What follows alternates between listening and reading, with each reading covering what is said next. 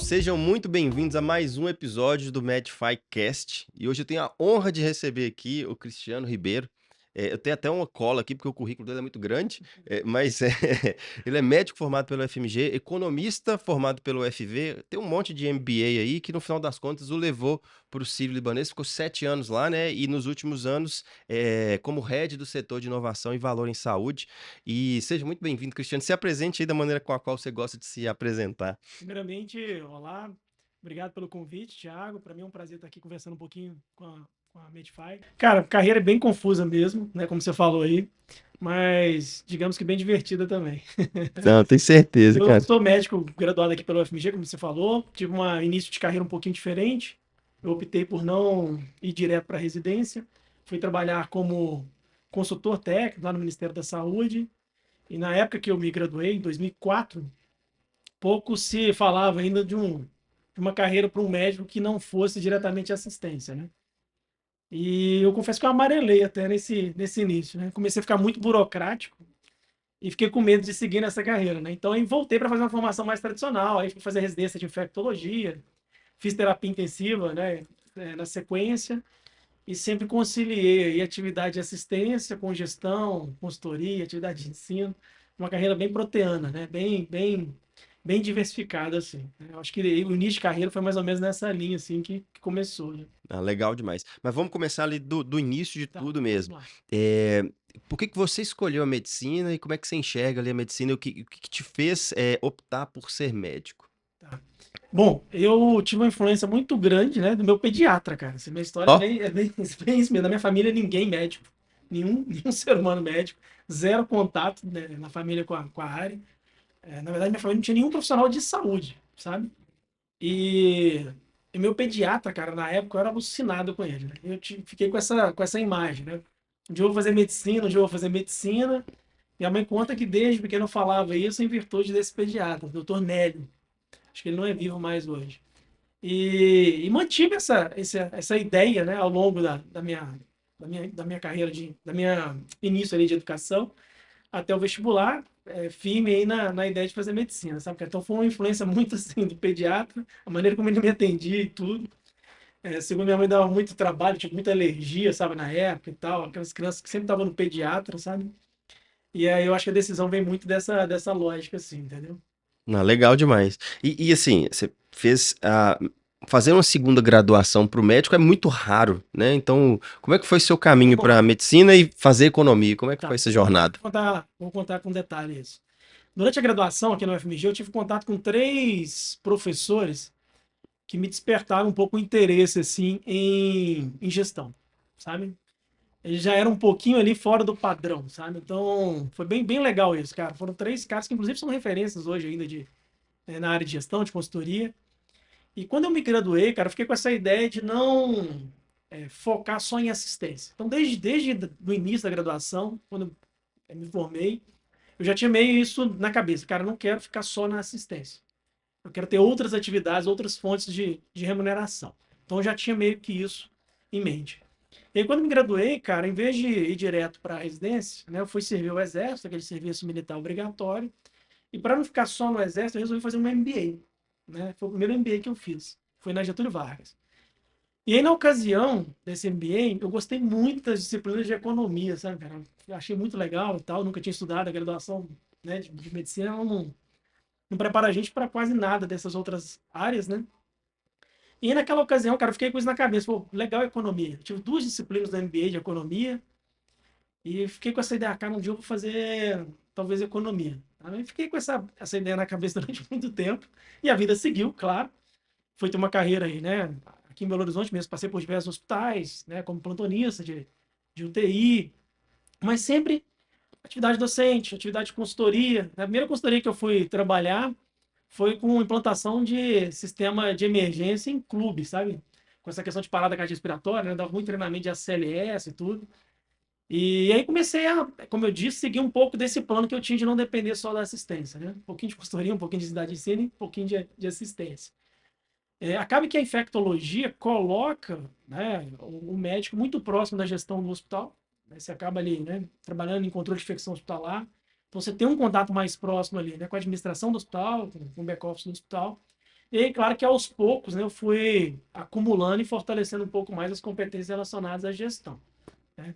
Até que chegou um ponto que eu decidi, de fato, fazer uma segunda graduação em economia.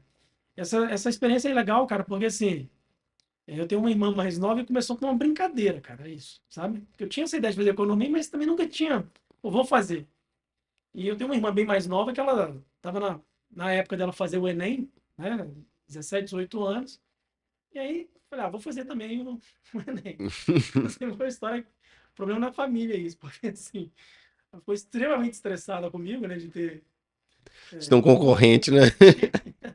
na mesma época que ela. Depois eu até falei que eu ia fazer, fiz escondido o Enem. E eu brinco com ela que foi até, eu fiz mais ponto do que ela, até hoje ela não superou isso, mas tadinho, ela tá aí. Mas aí, cara, fui fazer esse Enem, meio que numa coisa, começou com uma brincadeira mesmo, deu certo. E, e com o resultado, eu falei, curso ou não curso, né? Eu tava, eu estava na ocasião, né, saindo de Belo Horizonte, né, para Viçosa, a família da minha esposa é de lá. O curso de medicina, inclusive, começando lá na Federal de Viçosa. E aí me concursei como professor lá. E ao mesmo tempo que eu fui professor lá, eu fui cursar a graduação de economia. Então, esse ambiente, né, que durou aí 4, 5 anos, ele foi muito interessante, né? Porque eu era professor da medicina, na cadeira de urgência e emergência, na mesma universidade que eu fui graduando aí de economia, sabe? O primeiro período foi desafiador, né? Porque eu voltei a estudar com adolescentes. Mas foi legal, cara. Assim, que negócio, tá na chuva molha, né? Então, aos poucos, eu fui também desconstruindo muita coisa que eu tinha, né? Você voltar para estudar depois já, tinha 17 anos que eu não estudava matemática. Aí você imagina, voltar a estudar cálculo 1, cálculo 2, álgebra linear. Hoje, por exemplo, eletrocardiograma é uma coisa que eu duvido que alguém entenda mais do que eu depois que eu estudei álgebra linear, por exemplo, né? Que é só vetor e equação. Então foi muito divertido até, sabe, cara? Eu confesso que eu gostei bastante de ter estudado. Eu acho que eu tenho eu brinco que tem essa decisão e essa experiência, ela me gerou um acontecimento que eu acho que ninguém no planeta tem, porque a Universidade Federal de Viçosa, a graduação, a colação de grau, né, dos cursos de ciências humanas acontece com os cursos de ciências biológicas, né? E eu tive a honra, assim, de ser o professor patrono da turma de medicina na mesma cerimônia que eu estava colando grau em economia. Então eu estava de beca, né, formando como economista e entregando ali, tirando foto do diploma dos alunos de medicina. Eu falei, duvido que alguém no mundo Essa- formou, né, e foi homenageado como professor na mesma cerimônia. Então foi uma experiência bem legal. E aí, cara, quando eu concluí a graduação de economia, a coisa ficou mais séria do ponto de vista de tomada de decisão, porque, de fato, né, comecei a me aplicar mais, a estudar mais temas, inicialmente de microeconomia, depois da economia comportamental, que é uma coisa que conversa muito com as dores da saúde, né? Especialmente quando a gente fala de engajamento de paciente, né? Enfim. E comecei a gostar muito dessa área. Aí fui aprofundar dentro da economia, especialmente nessa parte de economia e comportamento, que é a área, inclusive, que, né, foi o segundo MBA que eu fiz. Teve um mestrado ainda nessa história, logo na sequência aí do curso de economia, fui fazer um mestrado em administração. Eu, eu sempre tive resistência ao mestrado. Eu queria fazer algo, né, que de fato eu gostasse, que me agregasse alguma coisa de competência. E como eu já estava nessa transição de carreira para gestão, fez muito sentido para mim. Eu fui da primeira turma de mestrado aqui da Fundação Dom Cabral e, e foi bem legal também, né? Então eu fechei esse ciclo aí, né, de estudo aí, pós-graduação de economia com mestrado ainda em administração, né? É meio confuso, né, cara? Não, mas é legal demais.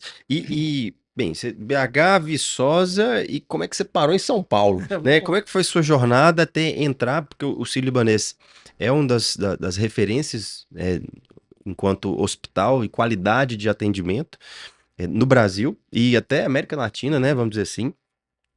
Como é que você entrou? Como é que foi a sua jornada lá dentro? E o que que você fazia lá e como é que isso, de certa forma, ter essa graduação em economia, ter a história que você teve, te ajudou lá dentro? Legal, cara.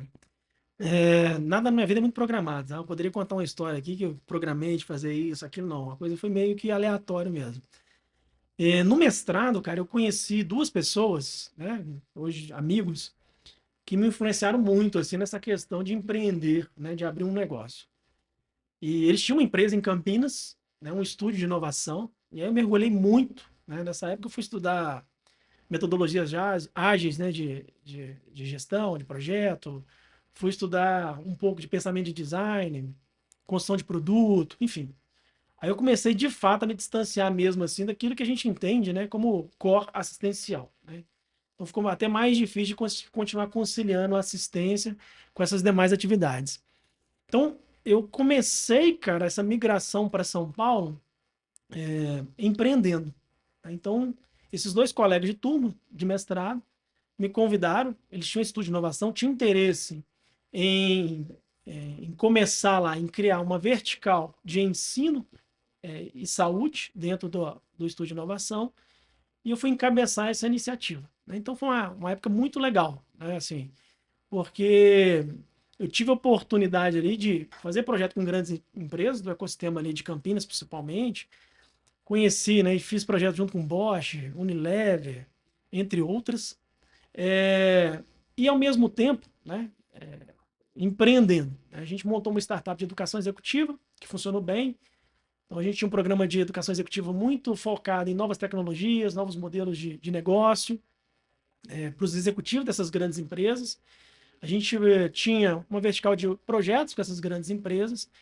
E um desses projetos, né, especificamente, a gente foi estudar gastos, né, custos relacionados à saúde de três multinacionais, a parte de RH, né? Quanto que se gastava com os colaboradores assim, em saúde. E a gente sabe o quanto isso hoje é dor para as grandes empresas, né? Acho que estima-se aí que 25% da folha de pagamento hoje é saúde. E isso gerou uma ansiedade muito grande, né? Esse projeto foi legal, né? Porque a gente tinha uma concepção só de estruturar os dados, né? Fazer um diagnóstico. E a partir desse diagnóstico, nós fomos demandados, não, a gente precisa de alguma solução. Então, eu montei uma empresa de saúde corporativa dentro da Bayersdorf, da Nivea, em Itatiba. A gente começou uma startup mesmo de saúde corporativa. E eu comecei essa migração, saindo de Minas, né, para Campinas. O Círio já tinha me oferecido uma, uma tentativa de entrada lá, né, mas não fazia sentido na época para mim, como um consultor de um dos projetos. Mas quando eu montei essa empresa em Campinas, né, e começando a fazer essa transição, eu tive uma nova oportunidade para o hospital e aí sim eu aceitei, até porque eu estava indo para São Paulo. Falei, nada melhor do que, né, para mim integrar aí no ecossistema, né, ficar mais conhecido e tudo. Então começou dessa maneira. Eu comecei como consultor dos projetos que o Círio entregava no Brasil, né? O Círio ele tem uma área de projetos, inclusive junto com o Ministério da Saúde, enfim, tem abrangência nacional, né? Um programa que chama PROAGE, Programa de Apoio ao Desenvolvimento Sustentável do SUS. Então, alguns hospitais de excelência, Sírio, Einstein, Beneficência Portuguesa, HCOR, AOC, eles têm esse programa, né, junto com o Ministério da Saúde, que é alocado aí em diversos projetos de diversas naturezas, de gestão, de tecnologia, de assistência, né, de pesquisa, ensino. E eu comecei como consultor, uma dedicação pequena. Segunda e terça-feira, aí comecei a rodar muito o Brasil. Trabalhava com eficiência de processo, com Lean nas emergências. Meu primeiro projeto lá era focado em otimizar fluxo de paciente em hospital, né? Otimizar a capacidade e demanda, esvaziar corredor de emergência, né? E foi uma experiência incrível, porque eu tive a oportunidade de conviver com engenheiros de processo, e isso me acrescentou muito, assim, de repertório e de competência, né? Eu acho que eu devo muito, assim, a esses engenheiros, assim, o que eu aprendi, né? Principalmente de metodologia, de ferramenta, né? De processo. Então, trouxe um repertório novo, assim, novas habilidades, assim, relacionadas à gestão como um todo. E isso começou a evoluir em paralelo, né? A minha startup lá em Itatiba, em Campinas, só que em pandemia, né? E aí a pandemia mudou completamente esse plano. Então eu tinha ali já um ano e meio que eu estava no Ciro, dedicação de segunda e terça-feira, o restante da semana eu ficava lá na startup.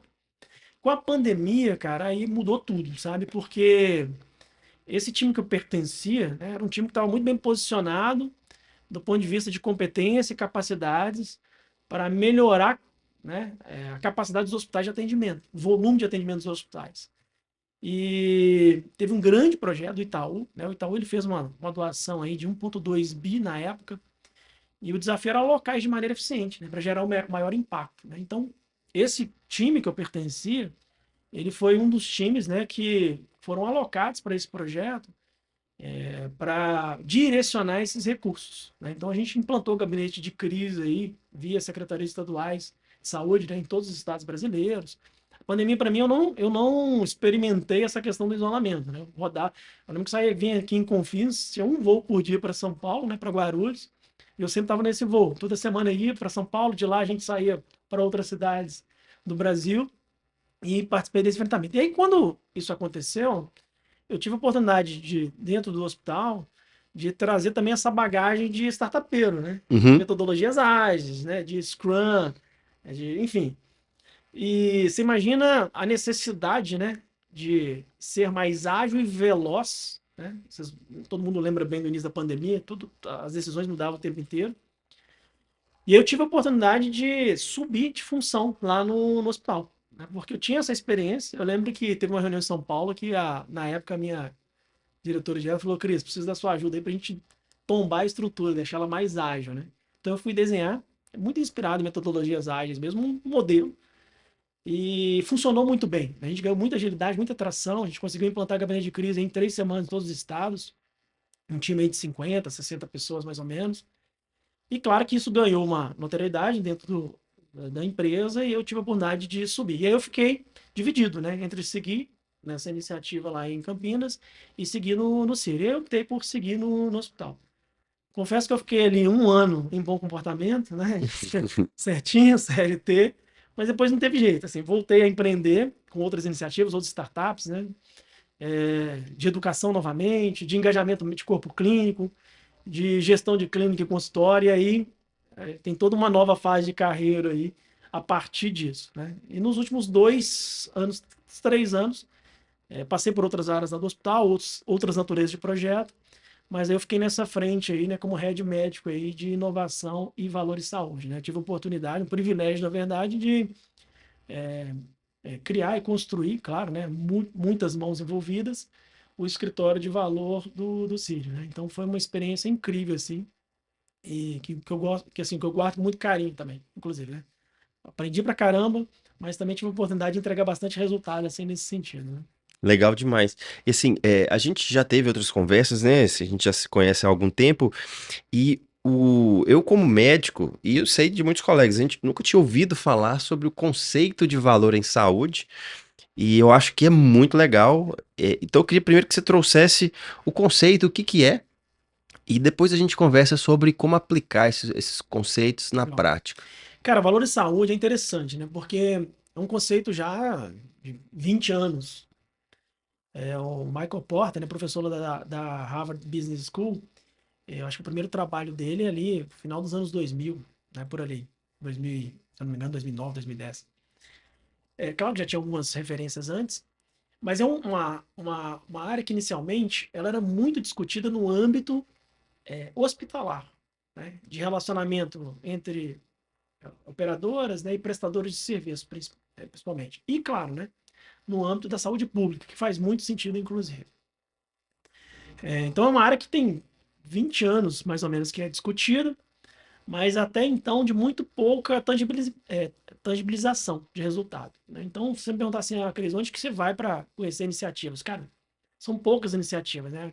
Acaba que muito iniciativa de valor de saúde vira custo-efetividade, né? Que é muito importante dentro do escopo de economia da saúde, mas é de baixa aplicabilidade. Só que é uma área que vem crescendo de interesse, né? E nunca saiu, na verdade, da pauta principal, porque a gente sabe hoje a dificuldade do setor saúde, né? A gente sabe que o modelo de negócio atual da saúde, né, já anda em crise há bastante tempo, né? As contas não fecham, existe uma dificuldade muito grande aí, né? Entre prestadores de serviço, fontes pagadoras, aí falando especificamente de saúde suplementar. E claro que quando existe crise num modelo, num setor, qualquer nova ideia, né, passa a ser uma possibilidade, né? Então, o valor de saúde é uma possibilidade muito interessante quando a gente pensa o mercado de saúde, né, o setor de saúde como um todo. Tem um desafio muito grande aí quando a gente vai discutir, né, remuneração por performance, qual que é o melhor modelo disso e tudo. Como eu falei, né, é uma área que precisa de maturação. Só que é interessante isso, Thiago, porque assim, Valor de saúde é muito intuitivo entender a fórmula, né? A gente está falando de uma fórmula que o numerador ele tem ali a qualidade, né, como principal parâmetro. E quando eu falo qualidade aqui, entra tudo que a gente não negocia em medicina, né, em assistência, a segurança do paciente, o melhor desfecho para o paciente. Tá? Então, isso é muito importante. É legal que a fórmula de valor de saúde, quando ela fala de desfecho, né, ela começa a, de fato, né, centrar isso sob a perspectiva do paciente. Né, eu falo que o numerador da fórmula de valor, quando a gente fala de desfecho, né, se eu tenho um paciente que gosta de correr e vai fazer uma cirurgia de joelho, o desfecho para esse paciente, claro, você não quer que ele quer, você quer que ele reabilite rápido, que ele não tenha infecção de sítio cirúrgico, que ele não reinterne, não tenha reabordagem, óbvio, né? Isso é o básico que a gente procura. Mas o desfecho que faz sentido para esse paciente é voltar a correr. Tá? Então, a fórmula de valor ela vai muito por essa lógica, né? De qualidade de desfecho. E muitos dos projetos que a gente conhece, inclusive, eles privilegiam o numerador da fórmula, muito focado em desfecho, como remunerar por performance, né? Já que eu sou um profissional que tem um desfecho melhor, né? Como é que eu saio do modelo tradicional, né? De fee for service para remuneração por performance. Então, tem muito projeto nisso. E o denominador da fórmula, que é onde, inclusive, eu foquei mais nesses últimos 2 anos, ele oferece também muita oportunidade interessante, talvez até de ganho de curto prazo, né? Porque o numerador da fórmula é custo. Né? E aí, custo aqui a gente tem uma oportunidade muito grande, porque a gente sabe que na saúde tem muito desperdício. Né? Então, custo com a lente do desperdício, estima-se aí que é 1/3, 1/4, né, dos recursos de saúde são desperdícios. De todas as naturezas que a gente imaginar aqui, existe desperdício em saúde. Né? E eu enxerguei, inclusive, né, nesses últimos 2 anos, uma oportunidade muito grande no denominador da fórmula, especialmente gerando previsibilidade de custo, né, em OPME, por exemplo, né, em insumos cirúrgicos, hospitalares, que sejam, onde existia grande variabilidade de custo. Né. Você já parou para pensar que em saúde a gente tem uma dificuldade muito grande, né, cara, de definir custo e, por consequência, preço. Né. Então, qualquer hospital que você chegar hoje, isso é muito interessante, eu gosto muito de falar sobre isso. Eu brinco, faço até analogia com o supermercado, né? Como é que é um hospital, né? Aí daqui a pouco a gente fala do médico no consultório, mas assim, eu tô com um problema aqui no ombro, eu preciso fazer uma cirurgia no meu ombro, né? E aí você vai ao hospital, você vai pagar esse particular. Né? Eu tô falando muito aqui de saúde suplementar, né? No caso. É, e aí você quer saber o valor disso, né? Você já teve essa experiência? Assim, como é que é essa precificação? Já parou para pensar nisso? Não, não, não, mas é interessante. É interessante, né? Porque, beleza, o hospital ele vai te dar uma. Vai gastar isso, gastar aquilo, né? Honorário do anestesista, no médico, sei lá, X moedas, o hospital vai te falar, né? Mas é uma X moedas que, assim, é como se a gente estivesse falando com o paciente assim: ó, tem essa linha aqui, você não pode pisar fora dessa linha, né? Você não pode complicar, você não pode precisar de uma UTI que não está nesse sistema de precificação. Então, eu estou garantindo X moeda, e aí tem uma paralela com o mercado financeiro nisso, né? Porque eu estou garantindo X moeda dentro de uma restrição muito grande. Né? Se outros setores se funcionassem dessa mesma maneira, chega a ser engraçado. Seria a mesma coisa que se chegar no supermercado, tô vendo uma latinha de água ali, né? E eu quero comprar essa latinha de água, né? O cara te pergunta assim, são 10 moedas essa latinha de água. Mas na hora que você passa no caixa, te cobram 20, né? O hospital acontece isso o tempo inteiro. Porque tem situações que não foram previstas nesse sistema tradicional de precificação que o paciente pode acontecer. Então, é muito frequente, né? A gente apontar um valor e depois ter um valor discrepante. Ou pior ainda, né? Você me perguntar o preço, eu nem saber te falar quanto, né? A gente falar assim, quanto que custa a latinha de água? Cara, custa de 10 a 100, né? Ninguém precifica dessa maneira. Então é pior ainda. E a gente na saúde, a gente faz muito isso. Quanto que custa essa cirurgia? Custa de 50 a 150 moedas, né? Porque a gente tem essa dificuldade. Só que a gente tem série histórica. A gente tem já, né, uma matemática evoluída para provisionar risco, para ser mais previsível, só que o sistema nosso tradicional ainda é muito arcaico, né, de custeio e de precificação dentro da saúde. Então, eu enxerguei muita oportunidade, e aí falando de custo especificamente, de ser mais previsível. Né? Um negócio que não tem previsibilidade de custo, e consequentemente de preço, é um negócio que não é competitivo. Né? Como é que você vai competir no mercado se você não sabe quanto custa? Né? Ou você não sabe colocar preço nas coisas. Já parou para pensar nisso? A dificuldade? Então, a fórmula de valor, eu tenho qualidade, desfecho em cima e custo embaixo. Então, tem a oportunidade de fazer projetos, né? E não é uma coisa ou outra, né? Claro que é inegociável quando eu vou fazer uma gestão em otimização de custo, monitorar qualidade, né? Isso é inegociável para a gente. Não tem o que conversar sobre isso. Mas tem muita oportunidade de desperdício, ser mais eficiente, gerar mais previsibilidade, usando, né, uma matemática um pouquinho mais sofisticada do ponto de vista. Como o setor financeiro provisiona risco, né? Os bancos já fazem isso há muito tempo, né? Como é que se define uma carteira de investimento? É tudo baseado em provisionamento de risco, né? Então tem um espaço legal nisso. Então foi bem legal essa iniciativa, cara, porque a gente trabalhou, né? E o corpo clínico, cara, foi fantástico nesse sentido. Muitos, né? Os médicos abraçaram também junto conosco, assim, essa ideia, né, de padronização, de previsibilidade, né, especialmente de materiais que têm um custo mais alto, que vão impactar mais a conta do paciente. Então foi bem legal. Voltando para a fórmula de valor, numerador, né, desfecho e denominador custo, a gente sabe que tem mais duas variáveis aí que afetam. Essa fórmula não tem finalidade matemática, né, não é para chegar no número. Mas a gente sabe que entregar um melhor desfecho para o paciente, né, a um custo, né, especialmente nessa lente de eliminar desperdício, né, legal. Se eu fizer isso, ainda gerando uma boa experiência no paciente, para o paciente, a entrega de valor é maior, né? Então, desfecho bom, custo legal, equilibrado, otimizado e uma boa experiência. Então, a entrega de valor é maior ainda para o paciente. Agora, tem uma variável ainda que a gente coloca nessa fórmula que tem potencial de. Essa variável é 1 ou 0, né? Que é a pertinência, né? Então, isso é o que vai diferenciar, inclusive, né? Que a gente observa muito hoje acontecendo aí. Práticas muito duvidosas, para usar uma Uhum. palavra aqui sensível, né?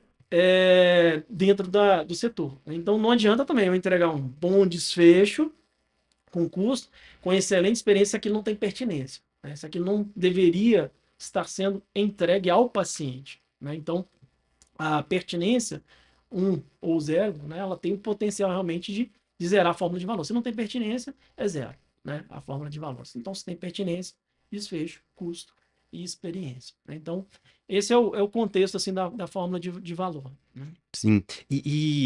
Bem, e quando o médico que tem ali seu consultório, sua clínica, como é que ele pode usar essa ideia e aplicar na prática? Como é que ele pode construir um raciocínio para que ele use e tome decisões baseadas nisso? Cara, não sei se você teve essa experiência, né? Cuidar da própria saúde, falando como paciente aqui, né? Antes, é muito difícil, é muito trabalhoso, né? Então, você imagina, mesmo condições de saúde onde existe grande previsibilidade, né? Então, se pegar um paciente, por exemplo, de diabetes 2, você sabe que existe uma previsibilidade de cuidado que ele vai ter ao longo da vida dele, né? A gente sabe que ele vai precisar ali, né, sei lá, de endócrino, nutricionista, oftalmo, cuidado com os pés. Existe uma previsibilidade. Mas organizar esse cuidado é muito trabalhoso, né, se a gente parar para pensar. Tradicionalmente, os serviços de saúde eles foram organizados muito em torno da conveniência do prestador, especialmente do médico, né? Então a gente tem migrado, tem discutido hoje, desculpa, para um tipo de oferta de serviço que facilite e faça mais sentido para o paciente, né? Porque organizar toda essa gerir, organizar todo esse cuidado de saúde é muito trabalhoso. Aí você vai no consultório do médico, sai dali, vai coletar um exame, depois tem que ir lá no nutricionista. Aí as informações não. A saúde, ela tem pouca interoperabilidade, né? Então o dado do paciente também ele não flui muito bem, né? Desculpa. Então, é um trabalho muito grande para o paciente.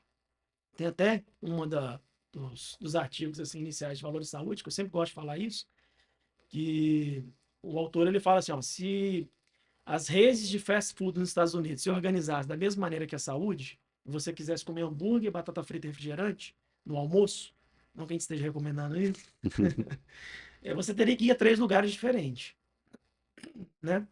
Então, assim, isso se aplica muito à saúde, né? Você teria que comprar batata frita num lugar, hambúrguer em outro e milkshake no outro, refrigerante no outro, né?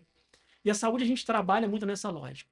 Então, quando a gente fala de organizar um serviço baseado em valor, performance, desfecho, a gente está falando muito de organizar todo esse cuidado em torno do paciente, né? Facilitar, gerar mais conveniência para o paciente, né? Ter unidades, né, de práticas mais integradas, né? É um outro nível. Imagina você como paciente, um outro nível Uhum. de cuidado. Se você tem ali dentro de uma linha de cuidado, né, tudo aquilo que você precisa, ou grande parte daquilo que você precisa, fluindo, né, com menos fricção, com menos dificuldade, né? Então, E aí que eu acho que é interessante, porque assim, o valor de saúde é muito discutido em hospital, na relação com as operadoras de saúde. Né? E o hospital a gente sabe a dificuldade que é. Né? A natureza de hospital é muito complexa, a administração.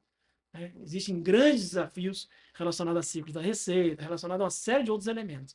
Quando a gente pega o conceito de valor e traz para a realidade de um consultório, de uma clínica médica, onde o tomador de decisão está mais próximo da operação, né?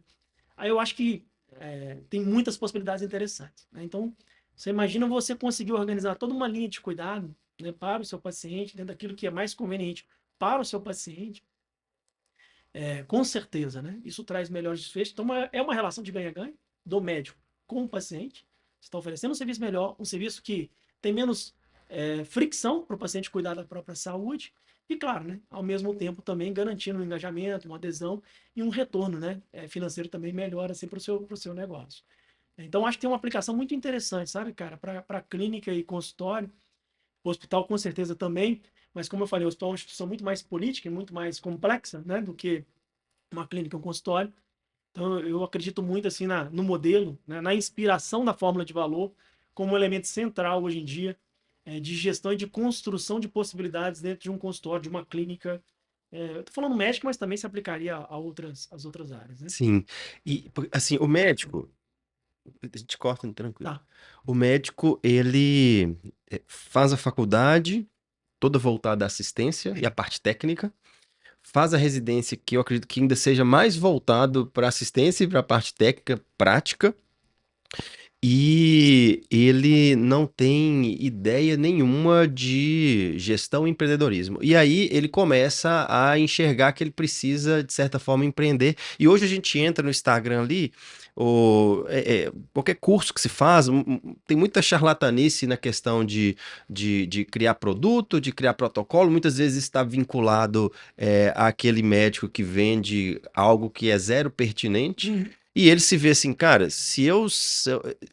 eu aprendi a assistir o paciente, eu aprendi toda a questão técnica que está envolvida, mas eu não sei como eu poderia usar, como eu poderia empreender e usar isso que a gente está trazendo na prática para o meu paciente. E talvez se a gente consegue mostrar aqui exemplos de como que isso pode ser aplicado de uma maneira que você tem de pertinência, né? 100% da pertinência ali, para que isso não fique parecendo também que, de certa forma, é algo que está voltado a construir uma maneira, uma isca para aquele paciente, e no final das contas, só ter o viés dinheirista, vamos dizer assim, né? Claro.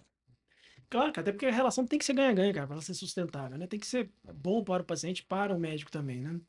Cara, assim, quando a gente pensa, né, no recém-formado em medicina, né, é uma situação bem complexa mesmo, né? Porque você cai no mercado, o mercado hoje cada vez mais quente, mais complexo, mais difícil. E da noite para o dia, né, você tem que instantaneamente, né, apresentar várias competências que a graduação de fato não nos prepara, né? É lamentável isso até. Fala até a graduação de economia, eu tive lá disciplinas de direito, né, empreendedorismo, né? Você tem ali, né, no ciclo básico outras áreas, né, que são muito importantes, né, para uma formação mais completa do profissional. E a medicina é muito focada realmente assim na parte assistencial. E da noite para o dia você tem que conciliar, né, a excelência que você quer entregar como um médico, né, que está atendendo um paciente, mas ao mesmo tempo tendo que estar gerindo já, né, o seu próprio negócio, né, porque monta ou não monta empresa, né, colocou um consultório, você já tem um recurso humano ali, uma secretária para te ajudar, gasta ou não gasta com marketing, enfim, e aí a gente começa a ficar perdido, né, nessa organização.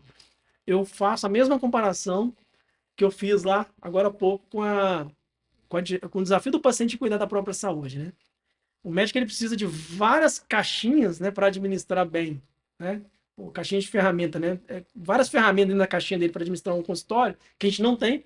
E isso é oferecido de maneira muito fragmentada, né? Então, marketing aqui, se eu preciso, às vezes, desenhar, né, um termo paciente, uma assessoria jurídica ali, contabilidade, não sei o quê, tá tudo muito separado. Então é um esforço muito grande. Não dá para você organizar isso muito bem, normalmente, né?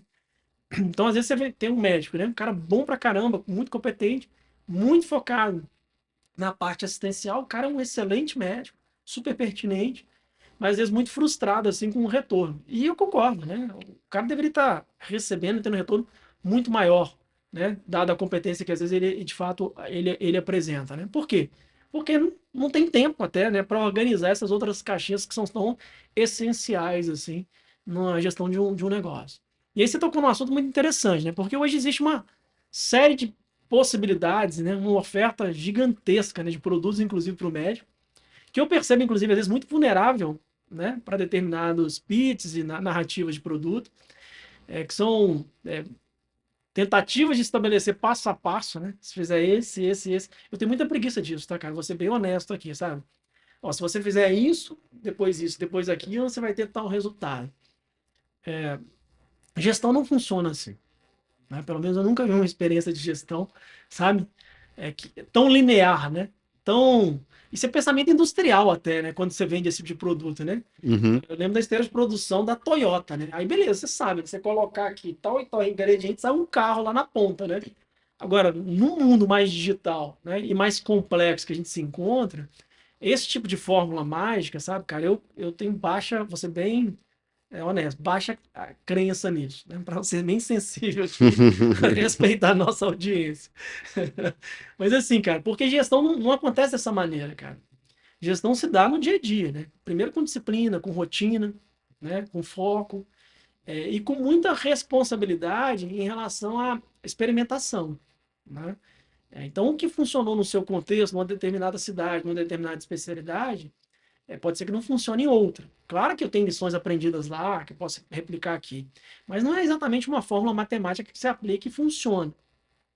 Então, é muito mais, né?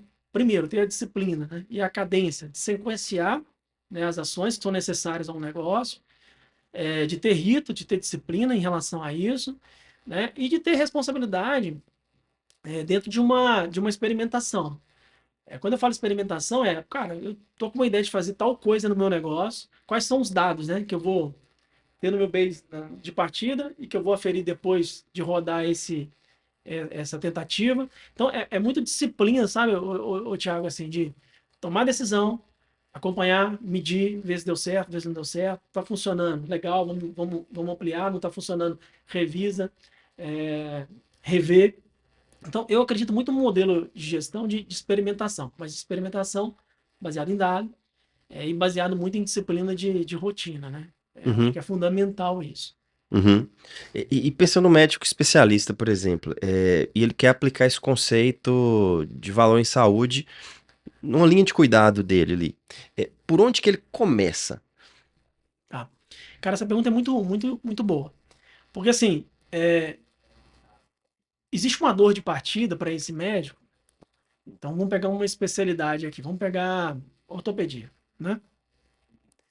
Que é o seguinte, eu vou seguir querendo atender tudo dentro da ortopedia, eu vou me especializar em alguma área da ortopedia, né? Então, acho que esse é o primeiro dilema, às vezes, que o médico ele vai encontrar. Claro que, enfim, não vou ser leviano aqui de falar que isso é trivial, porque não é, né? Então, existe um lado ali, né, de paixão, da pessoa gostar mais de uma coisa, gostar mais de outra, mas existe também um lado de mercado, né, de volume, de potencial de mercado, né? Então, eu hoje gosto sempre de estar sempre provocando essas duas discussões, né? Mas, nesse sentido, Thiago, assim, é muito difícil, né, hoje, você manter essa estratégia, sabe? Eu falo de estratégia antifrágil, de muitas frentes de atuação, né? Claro, eu moro numa cidade menor, eu tenho. Beleza, isso é uma realidade. Mas até o volume de conhecimento hoje está exigindo cada vez mais, né, um nível maior de especialização. Não estou aqui, né, dizendo que esse é o único caminho da medicina. Precisamos de muito clínicos, pessoas que, né, têm repertório mais amplo de medicina, de cuidado de paciente, que são mais generalistas. Isso é fundamental dentro da navegação de cuidado do paciente, tá? Mas falando especificamente, né, de um especialista, ele vai ter que, em algum momento, se deparar com esse tipo de escolha, né? Eu quero ser uma grande referência numa determinada área, vou seguir atendendo tudo, enfim. Então, acho que o primeiro passo, assim, cara, é identificar aquilo que você gosta, mas entender o que existe de potencial no seu entorno, no seu contexto. Eu acho que esse contexto que você está inserido é muito importante. Estou num grande centro, estou numa cidade de médio porte, estou numa cidade pequena, então isso tudo tem que ser levado em consideração. Mas acho que o elemento central aqui, cara, é como que eu construo uma linha de cuidado, né, buscando um melhor desfecho e resultado do paciente, e que seja mais conveniente, que facilite, sabe, a vida do paciente, né, nessa necessidade dele gerir o seu próprio cuidado de saúde, sabe? Não é aqui empacotar consulta, né? Agora eu ofereço um plano, um protocolo. Não, não é isso, sabe? Como que eu posso, cara, acoplar elementos, né, dentro de uma linha de cuidado que vai facilitar, de fato, né, essa organização para o paciente? Eu enxergo muito esse potencial hoje quando eu falo de uma clínica, de um consultório médico, né? Então, para mim, funcionaria muito nessa lógica, sabe? De criar essa linha de cuidado mediante as dores e necessidades que são reais. E aí, aqui é importante isso, cara. Não é o que você acha também, não é o que o paciente precisa, sabe? Isso é uma lição dura, né, que a gente aprende, né? Porque não adianta eu achar muita coisa, né? Se isso não corresponder de fato à necessidade, à dor de alguém, né, é muito questionável. Então, assim, a gente conhece o paciente, a gente escuta o paciente, então identificar, né, oportunidades, né? E dificuldades que o paciente tem, né? Quando eu falo dificuldades, são oportunidades de construir, né, uma linha de cuidado, é muito importante nesse processo assim de construção de uma linha de cuidado baseada em valor, sabe? Uhum.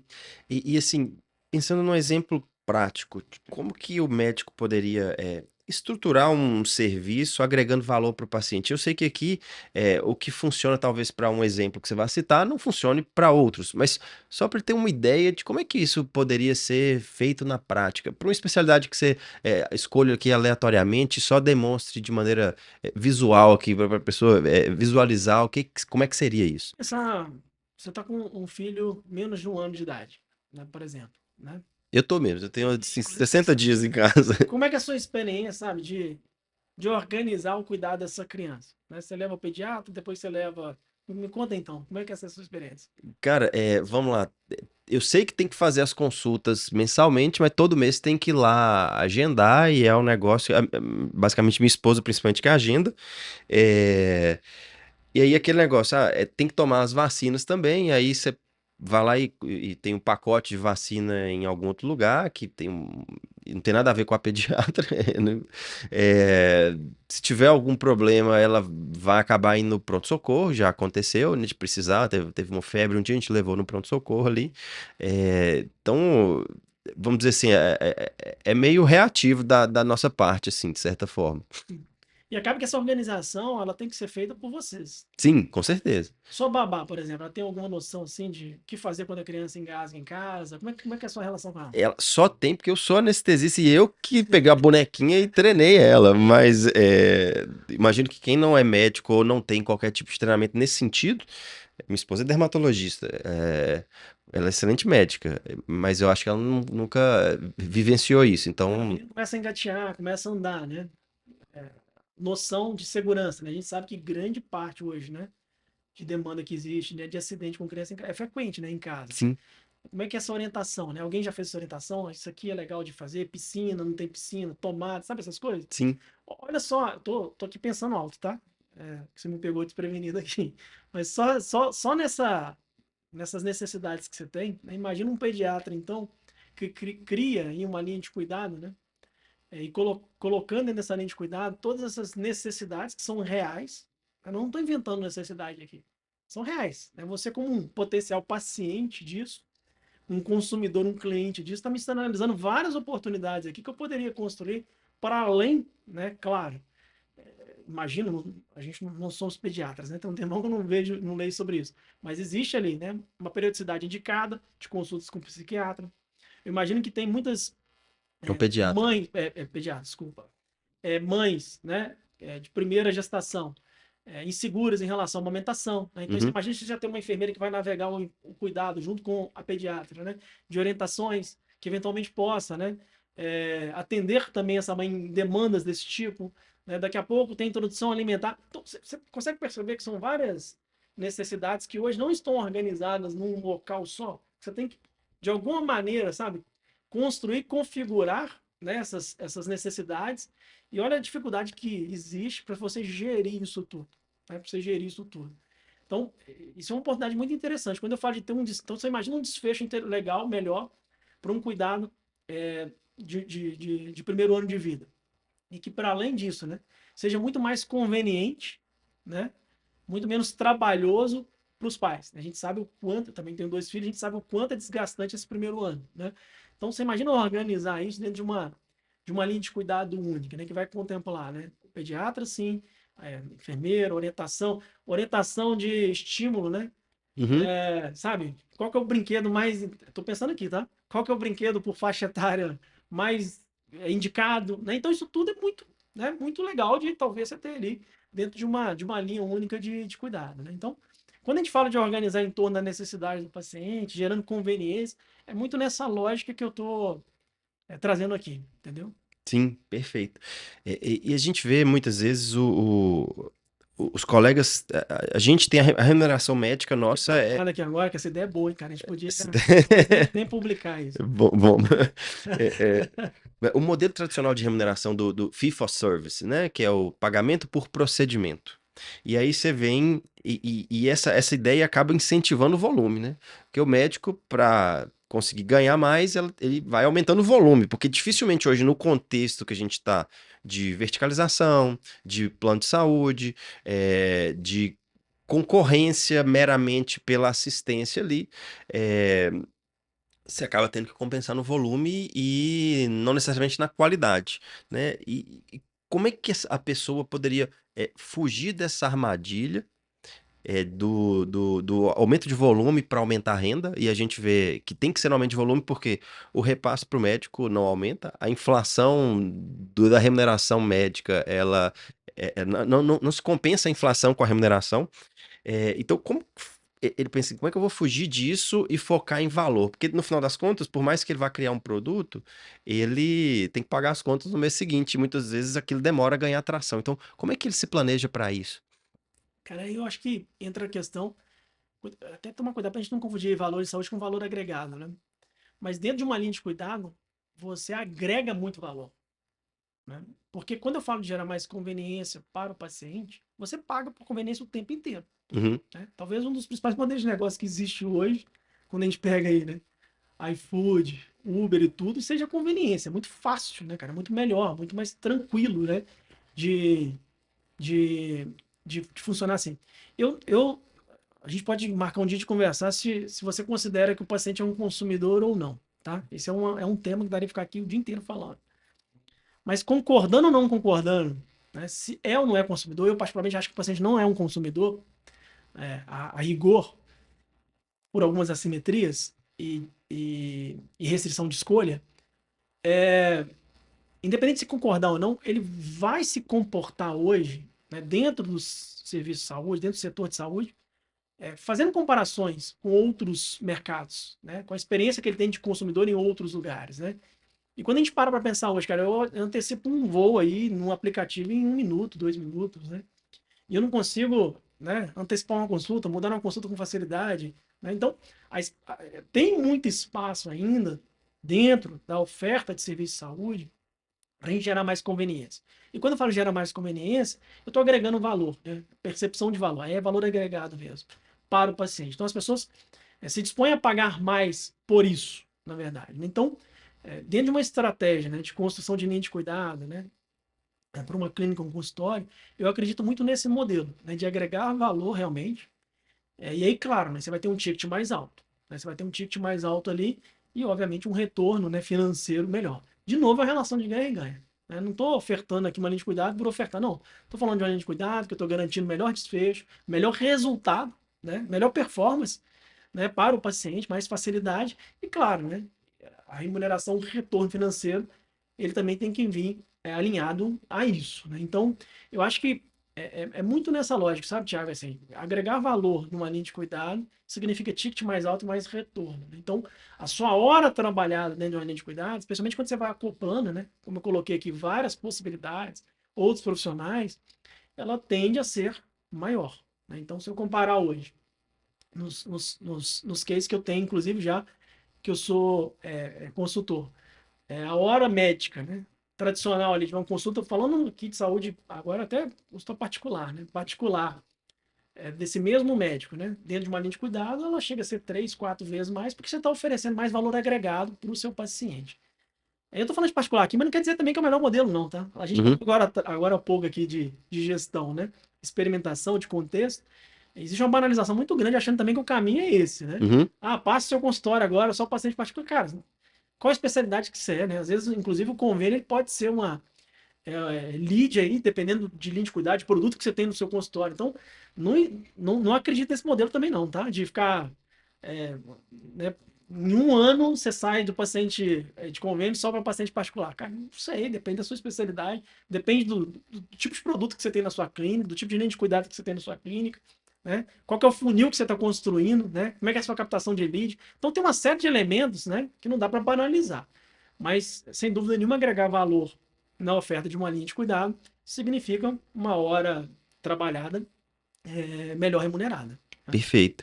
Então, aqui, vamos pensar, eu tô querendo, tô querendo mudar esse modelo meramente assistencialista que eu tenho, oferecendo ali, pensando o que que eu posso oferecer de algo que gere valor para o meu paciente, que gere conveniência para ele, que ele veja que aquilo que está sendo entregue gera para ele um nível de satisfação maior e uma experiência superior, né?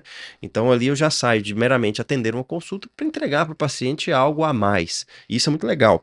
É, então vamos lá, mas eu tenho alguns desafios ali principalmente de gestão no que diz respeito à ausência dos médicos em metrificar para tomar a decisão. E o que que você acha que hoje, a pessoa que tá, pô, tá tudo bagunçado, não tem noção de nada, por onde que ele pode começar a entender, a metrificar algo dentro do consultório para ajudar ele a tomar algumas decisões ali? O que que você acha que seriam os principais pontos para ele olhar inicialmente? Legal, cara. Primeiro tem uma questão, cara, de mudança de modelo mental, assim, né? De maneira de pensar, sabe? É trabalhoso. Né? Você pode seguir, seu consultório tá tudo bem. Atender consulta, convênio, particular, o que seja, saúde pública. Tá tudo certo, cara. Tudo certo. Migrar para um modelo, digamos assim, né? Mais empreendedor, né? Implica em dedicação. Né? Tem muito médico, cara, que tem uma ilusão que acha que vai desenvolver algo incrível, fantástico, no tempozinho que sobra entre uma consulta e outra no final do dia, cara. Isso dificilmente vai. Se já aconteceu, parabéns, sabe? Mas assim, dificilmente isso vai acontecer dessa maneira. E a gente tem, cara, eu como médico também, durante muito tempo eu achava que eu conseguiria conciliar tudo ao mesmo tempo, sabe? Então, vou começar a olhar de maneira bem marginal para isso daqui, achando que isso daí vai virar algo incrível lá na frente, que vai dar muito certo. Cara, questionável isso. E eu não conheço cases que funcionaram dessa maneira, né? Então, acho que primeiro tem uma questão aqui de consciência situacional mesmo do médico, sabe? Cara, eu quero tentar, né? Levar meu consultório, minha clínica para um outro patamar. Né? Eu quero, de fato, tentar ser um pouco mais. A mesma excelência, e isso que é interessante, né? Que a mesma excelência que a gente busca na parte, né, assistencial, qualidade, às vezes esse mesmo cara, ele não tem a disciplina para a parte de gerir o seu próprio negócio. Né? Então tem que achar um equilíbrio relacionado a isso. Então, o primeiro passo é essa consciência situacional. Não dá para fazer de qualquer jeito isso. Sabe? Não dá para pensar que eu vou fazer ali 7h30 da noite, 7h30 às 8 da noite, e que tudo vai dar certo e que vai funcionar às mil maravilhas. Então tem uma questão de priorização. Eu tenho Uhum, que priorizar uma rotina para fazer gestão do meu negócio, mesmo que você tenha ajuda e tudo. Não dá para terceirizar tudo. Né? Eu tenho que priorizar na minha agenda uma rotina que vai favorecer o acompanhamento das ações de gestão do meu negócio. Acho que isso é o primeiro passo, assim, sabe, Thiago? E eu acho que esse é o passo mais difícil, inclusive. Né? uhum. A pessoa ter essa consciência que aquelas, sei lá, as 2 horas que ela não vai atender na quinta tarde, né? Ela é um investimento, inclusive, né? Vou falar que é um investimento no primeiro momento, no negócio dela. Né? Cara, você está dedicando ao seu negócio. Você está pensando no seu negócio. Né? Sai do modo só de resolver problema e atender paciente. Não, vamos começar a planejar as coisas, começa a prestar atenção, começa a medir. E aí eu queria chegar nisso aqui, começa a medir. Se tivesse falando assim, cara, por onde que eu começo? Tem que começar a medir, cara. Sabe? Como é que você melhora as coisas se você não tem indicador, se você não tem cultura de tomar decisão guiada, né, a dados. Né? Então, primeira coisa, cara, desenvolver minimamente, nem que seja um arcabouço mínimo de dados para você acompanhar do seu negócio. Né? Não é aquela loteria de chegar no final do mês, que eu sei que muito médico tem, sabe? Tipo, quanto que caiu na conta, sabe? Quanto que sobrou? Quanto que sobrou, sabe? A gente tem tecnologia e facilidade hoje para ter minimamente um acompanhamento diferente relacionado a isso. Então, se eu tivesse que falar assim, primeiro modelo mental, né, entender que da mesma maneira que você precisa de estar atualizado do ponto de vista assistencial, você tem que ter um tempo dedicado a olhar para o seu próprio negócio, acho que isso é fundamental, e começar a medir. Né? A partir disso, eu acho que tem várias possibilidades. Eu acho que uma disciplina, né, na parte financeiro-contábil, ela é fundamental para ancorar qualquer tentativa, experimentação que você vai ter. Então, acho que é um passo assim, muito importante, né? Ter esse baseline, né, de dados financeiros, contábeis do seu negócio. Até porque você tem que saber, ó, eu estou fazendo tal medida, né? Funcionou ou não funcionou? Eu tomei tal decisão, funcionou ou não funcionou? Como é que você vai saber se funcionou ou não funcionou? Eu tive uma pediatra que eu atendi recente, que ela falou assim, meu marketing é muito ruim. Eu pago aqui, mas é muito ruim. Mas qual que é o seu objetivo? Não, não sei. Entendeu? Então, assim, a gente não tem nem traçado objetivo, né? Onde você quer chegar? O que que você quer, de fato, né? Já parou para pensar nisso? Tava conversando com ela. Como é que você quer exigir, então, de um prestador de serviço de marketing, se nem você sabe, né? O Para que que é que lado você sucesso, né? quer ir, cara? Uhum. Sabe assim? Sabe a história lá da Alice, acho que é Alice no País das Maravilhas, né? Sim. Você não sabe qualquer estrada serve, sabe? Então, acho que é primeiro isso. Então, ter basicamente essa parte financeiro-contábil, né? Minimamente estruturado. E eu gosto muito da ideia, cara, até porque eu acho que dá resultado de mais curto prazo, dessa premissa de valor e saúde, de desenvolver linhas de cuidado, desenvolver uma relação de ganha-ganha com o próprio paciente. Ah, mas o que, Cristiano? Conversa com o seu paciente. Conversa com o seu paciente que eu tenho certeza que vai ter muita oportunidade. E dificuldade, quando eu falo dificuldade, é uma oportunidade de criação de negócio, né? Muita dificuldade que ele tem no cuidado da própria saúde dele, né? Que você poderia estar ofertando, inclusive. Né? Então, eu acho que seria mais ou menos nessa lógica, assim, Thiago. Não, legal demais. Então a gente teria talvez dois pilares ali: olhar para o financeiro do ponto de vista contábil, do que entra, do que sai, e o que eu poderia oferecer para o meu paciente, que ele mesmo, de certa forma, vai me falar o que. Às vezes você mesmo enxerga como alguma Sim. dor que hoje, no final das contas, você deixa para lá porque está focado só na assistência. Isso é muito legal. Então a gente tem ali um ponto de partida. E eu queria puxar um pouco de sardinha para o nosso lado e aproveitar o seu know-how sobre finanças comportamentais, porque hoje na Medify a gente atende mais de 500 colegas. Eu já conversei com mais de 1.000 colegas sobre a vida financeira deles e a gente vê uma mudança muito grande no perfil financeiro, vamos dizer assim, do médico ao longo dessas últimas décadas. Porque ali, década de 80, década de 90, o fato de ser médico já implicava em um sucesso financeiro. E hoje a gente vê que essa realidade está muito distante. A remuneração médica ela tem caído vertiginosamente e acredito que os colegas muitas vezes não entenderam o que tem acontecido ainda e tem alguns vieses comportamentais talvez desenvolvidos lá atrás ou que naturalmente são das pessoas. Mas como é que se enxerga que o médico lida com a parte financeira? E agora falando de pessoa física mesmo. Cara, assim, o médico em específico, né? Eu acho até difícil falar a palavra lidar, né? Muitas vezes não lida com a parte financeira. Como eu falei, assim, é quase que uma loteria de fim de mês que você tem a noção ali mais ou menos de quanto que você ganha e tal. Mas é interessante, cara, porque assim, falta primeiro, né? Para estruturar essa resposta. Conhecimentos básicos, né? Você vai conversar quanto você ganha, né? Aí já tem uma confusão aí, né? PJ, pessoa física, bruto versus líquidos. Uma dificuldade, às vezes, de separar, né? Principalmente quem tem consultório, né? Pessoa física de CNPJ, né? Então, eu noto, né?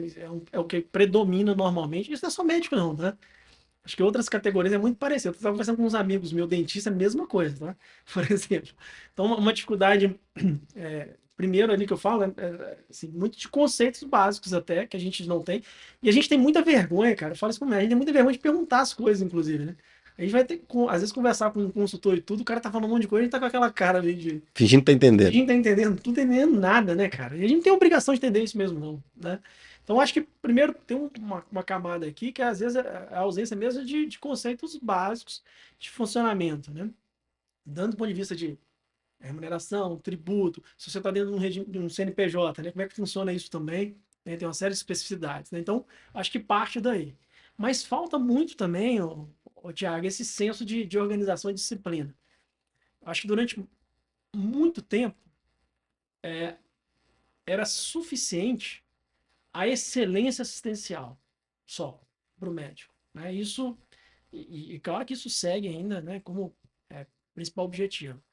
Mas se você era excelente do ponto de vista assistencial, isso já garantia tudo mais. Né? Vamos colocar assim. Né? O contexto era menor, na verdade. Né? Então, o cara era um excelente médico. Ele não precisava, de fato, de ficar preocupando, né, muito com outras questões. A remuneração era garantida, era uma alta remuneração que você tinha e estava tudo bem. Com o crescimento, né, especialmente, né, da oferta de vagas de medicina, né, com o número de formação médica. E aí o pessoal, mas tem muito médico formando que não tem uma boa formação. Cara, forma boa e forma ruim. A verdade é essa. A oferta de médico ela é crescente.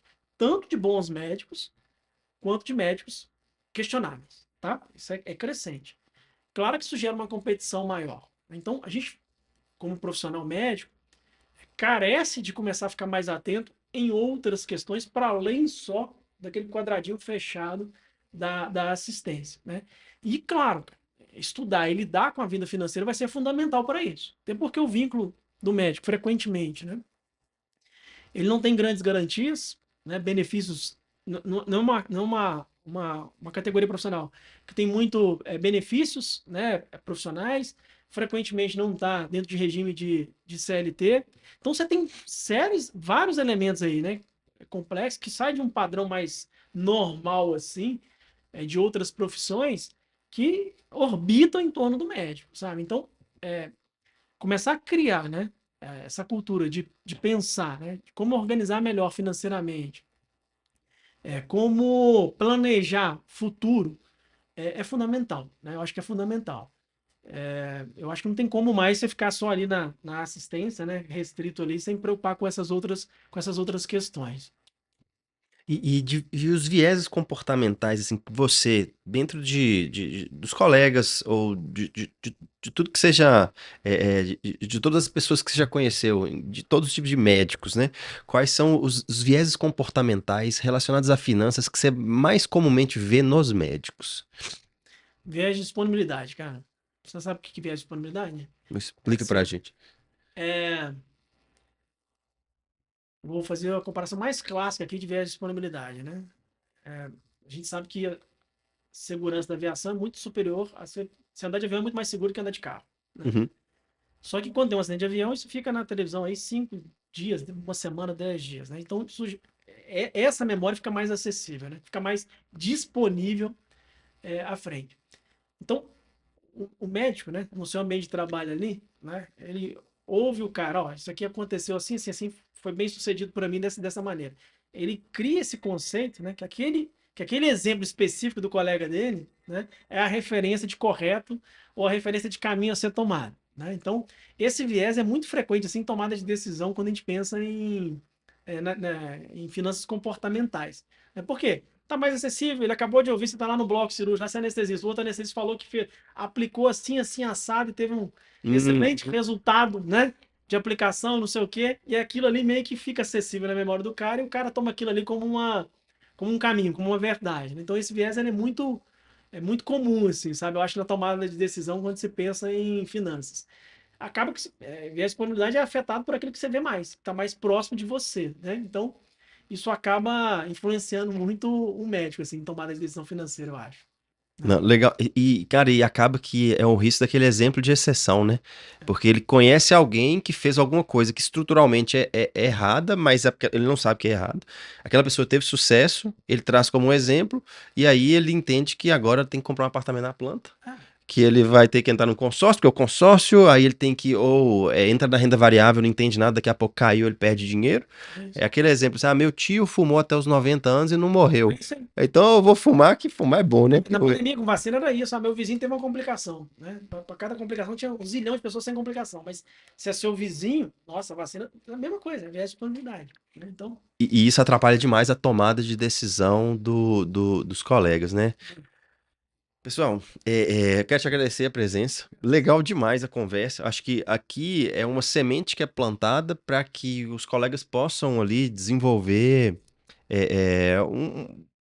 uma preocupação em tentar mudar um pouco a realidade deles sem reclamar que vamos dizer assim, tá tudo ruim. Cara, não tem jeito. A medicina não vai melhorar nos próximos 20 ou 30 anos por si só. Mas a gente pode tentar entender como agregar, entregar valor para aquele paciente e ser, como consequência, bem remunerado. Mas também não adianta nada você ser bem remunerado, ir lá e jogar o seu dinheiro fora com investimentos ruins. Então, se você ouviu aqui e fez sentido, você quer entender um pouco do nosso trabalho e principalmente entender o que você precisa fazer para transformar o seu sucesso profissional em patrimônio, eu quero te convidar para uma conversa com um consultor da Medify, uma consultoria estratégica. Então, aqui na tela vai ter um QR Code ou na descrição do podcast para que você clique e agende uma conversa com o consultor. O que é isso no final das contas? É trazer clareza. A gente vai sentar com você, entender o seu momento de vida, fazer projeções futuras para entender o que eu quero, quais são os meus objetivos de vida e a partir dos meus objetivos fazer uma engenharia reversa e falar, olha, o que você precisa fazer em etapas, fazer um diagnóstico dos investimentos que você tem e trazer um plano de ação inicial. É um convite aos médicos, né? É um presente da Medify a todos os médicos. Então, agendem aí, em algum lugar aqui do vídeo, a sua consultoria estratégica. Cristiano, obrigado mesmo. Você quer deixar uma mensagem aí para o pessoal? não, só agradecer mais uma vez aqui a participação, Tia, foi um prazer e espero vê-los em breve aí. Obrigado, até mais.